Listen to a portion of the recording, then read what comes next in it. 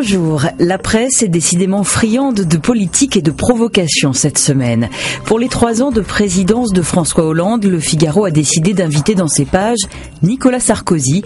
Dans cet entretien, il dénonce bien sûr le bilan du président qui fut son rival en 2012. Parmi les commentaires, il a déjà battu tous les records de promesses non tenues. Ou que reste-t-il de la valorisation du travail après 103 taxes et impôts nouveaux? Cette tribune offerte est aussi l'occasion de lancer le mouvement des Républicains destiné à remplacer l'UMP. Une mise au point dans Libération au lieu d'un bilan des 3 ans de Hollande. Le quotidien choisit de parler des Le Pen père et fille et prévient « Attention, le diable reste dans les détails ». On aurait grand tort, dit Laurent Geoffrin, de compter sur ce festin populiste pour écarter le danger frontiste. Au contraire, Marine Le Pen sait ce qu'elle fait et si elle ne prône plus l'antisémitisme, c'est pour mieux taper sur les musulmans.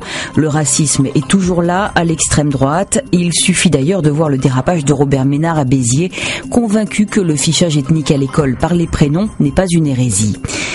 Le Parisien aujourd'hui en France botte en touche en ce qui concerne la politique et se place au chevet des hôpitaux empêtrés dans une gestion compliquée des 35 heures. Alors que les effectifs sont de plus en plus tendus, difficile voire impossible d'accorder tous leurs congés aux infirmières, médecins ou aides-soignantes. Pour essayer de trouver des solutions, des négociations commencent aux hôpitaux de Paris. Enquête étonnante à lire dans Le Figaro. Elle concerne les passionnariats françaises de Daesh. Au moins 140 femmes ont rallié la cause islamiste en Syrie et elles sont dures. Les épouses de combattants incitent leurs conjoints à mourir en martyrs.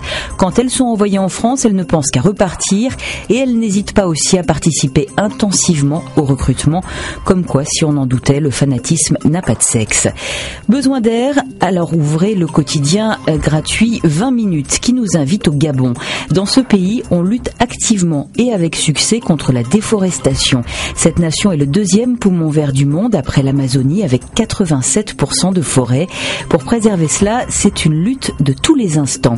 Enfin, si vous avez besoin d'encore plus d'optimisme, rouvrez Le Parisien aujourd'hui en France pour vous entendre dire que oui, les ados sont des romantiques. Ils sont 91% à penser que ce n'est pas le sexe qui est important, mais d'aimer et d'être aimé en retour. Comme pour tous les sondages, ça dépend si on préfère regarder le verre à moitié plein ou à moitié vide. Un peu triste quand même que 8% aient fait l'amour pour la première fois parce qu'ils étaient dans un état second, parce que les amis les y avaient poussés, ou pire encore, parce qu'on les y avait forcés. Bonne lecture, à demain.